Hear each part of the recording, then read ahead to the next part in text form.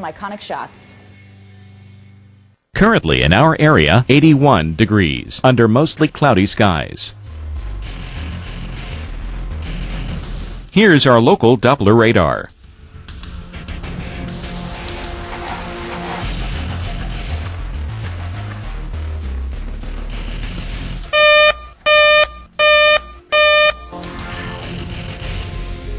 For tonight, strong to severe thunderstorms. Storms may produce large hail and strong winds. Low 70. And on Wednesday, a few showers early with ample sunshine later in the day. High 88. And Wednesday night, a few clouds. Low 62.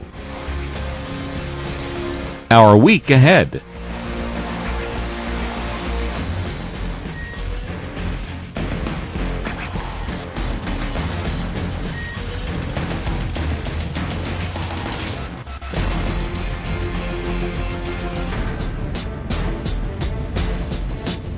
And good afternoon, everyone. You're watching Weather Center Live in Tornado Hunt 2012. I'm meteorologist Mike Bettis along with severe weather expert Dr. Greg Forbes. We're watching a severe thunderstorm that is warned here in Kingfisher County, Oklahoma. We'll give you a nice visual of it here. We've got a lowering wall cloud, and in the middle, you can see what looks to be, Dr. Forbes, funnels that are trying to develop. Absolutely. We've been able to visually see the rotation in that one. A little bit off to the right, there's a bit of a tail, and even a little bit to the left. So this whole area, probably about 1 mile to 2 miles wide, is rotating. Right in the middle there seems to be the spot that would like to try to come down if it were to have a tornado, but it's definitely the middle of a slowly rotating wall cloud here.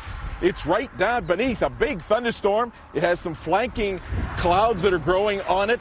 Often that intersection with the flanking line and the main storm is where the tornado would go. That's where the wall cloud is. That's where the updraft is. And that's right where we're seeing it today. So pretty much a textbook example of what you're seeing. You can see this little collar of clouds that's coming out there. The broad rotation. 3 layers there almost that you can see. So it really looks like it's starting to get a lot of flow into it and beginning to wrap up nicely now. Yeah, and now a definite lowering over to the right a little bit there could be yet another attempt for the wall cloud. So several places, as Mike, you were pointing at, several places that have some rotation in. You know, I would at this point, just watching it, once it begins to strengthen again, I would not necessarily be surprised if we saw maybe twin vortices out of this. Yeah, certainly that seems to be the case. And unlike yesterday, where we had such a high precipitation supercell that it gusted itself out very quickly, this one seems to be more like what we would call a classic supercell. You can see the very dark area off to the right. That's the heavy rain shield. Brighter immediately here to the left, and the wall cloud, the updraft right at the interface. So we've got the classic structure, some rotation, 2 little protrusions down there, each of those slowly rotating. We can see especially the one to the left has a little tail going into it. It keeps trying to bulge down a little bit more. As it rotates more strongly, it gets a little bit more lowered pressure and drops down a little bit. The storm is trying to develop some stronger rotation. You know, Dr. Forrest, what this reminds me of a little bit, it was a couple of years ago when we were in Goshen County, Wyoming. We had a visual very similar to this, and the storm teased a couple of times with these brief little protrusions down or funnels, and then it took it about maybe 20 to 30 minutes before it then produced a tornado that stayed on the ground for about 30 minutes. How exactly does that happen, and how much longer do you think would it be in this instance that we waited for a tornado? Well, yeah, and I remember that instance very well. I was in the studio out in the field. What I'm looking for in this case is a little bit to the left of the center of this. If we start to get a little bit of a rain shaft there that starts to wrap in, what our hypothesis from that Vortex 2 is that some of that rear flank downdraft that comes down with one of those downdrafts comes in, adds a little bit of extra spin, and then up goes the tornado from that. So far, we're not seeing those rain shafts to the left of this lowering area, but boy, the lowering area just on the rising part is certainly showing some signs of rotation.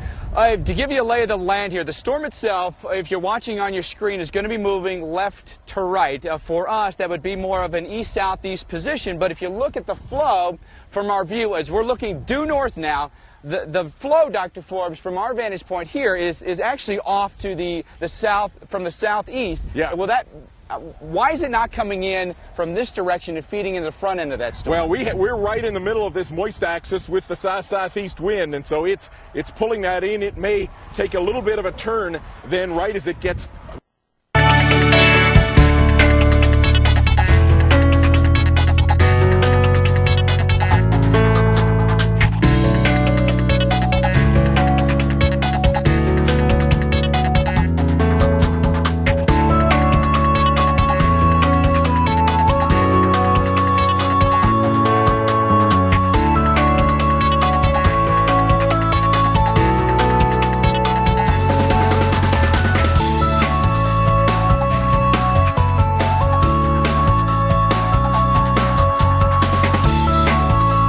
the local Doppler radar.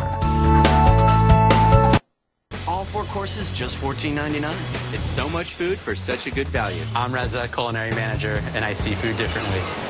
I should be arrested for